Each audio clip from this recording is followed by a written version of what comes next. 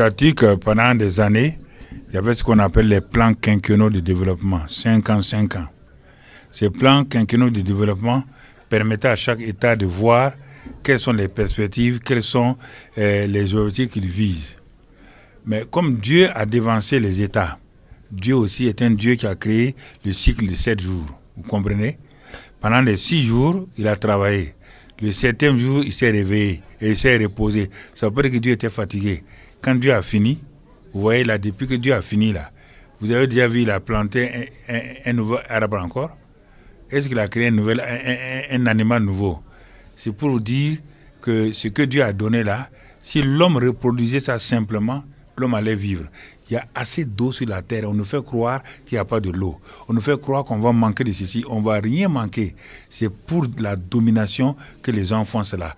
Donc c'est pourquoi il faut avertir les gens pour dire qu'il y a quelque chose qui se prépare dans le monde que les gens ne connaissent pas.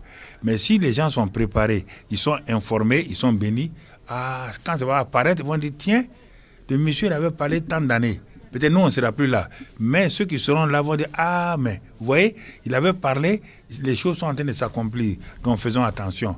Donc c'est une manière de prévoir les gens, de prévenir les gens pour qu'ils fassent attention, de ne pas se laisser aller à n'importe quoi. Voilà, en quelque sorte, surtout vous, la jeunesse, parce que je sais que en mettant dans vos mains les téléphones ou autres là, on vous manipule beaucoup parce que vous ne pensez plus.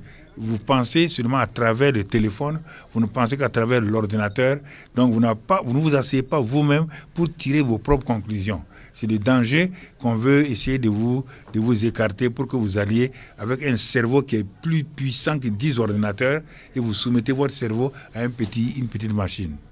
Ce soir, j'ai voulu dire que chaque homme a une destinée. Vous qui m'interviewez, vous avez une destinée. Mais aujourd'hui, vous êtes des reporters. Mais le reporter, là, ce n'est pas votre fin. C'est une étape. Vous comprenez? Celui qui a fait CNN, là, la grande télévision, là, il était sur un autre bord. Il n'était pas technicien, il n'était pas journaliste. Mais il s'est assis, il a regardé et il a trouvé qu'il est capable de faire. Il a fait ça. Aujourd'hui, CNN domine le monde entier. Bon, celui qui a fait DHL, c'est la même chose. Il s'est assis, il était là dans un bureau, se posait des questions, mais il s'est dit, mais est-ce qu'on ne peut pas créer un truc rapide pour faire? Il a eu ça. Donc, tous ceux qui ont inventé, donc vous êtes là aujourd'hui à une étape E. Mais si vous réfléchissez, vous regardez, Dieu va vous donner à aller un peu plus loin. Et avec ça, vous allez avancer, et vous allez vous trouver un jour, mais ce n'est pas possible. Moi, je me trouve là, oui, parce que vous avez tout le potentiel en vous.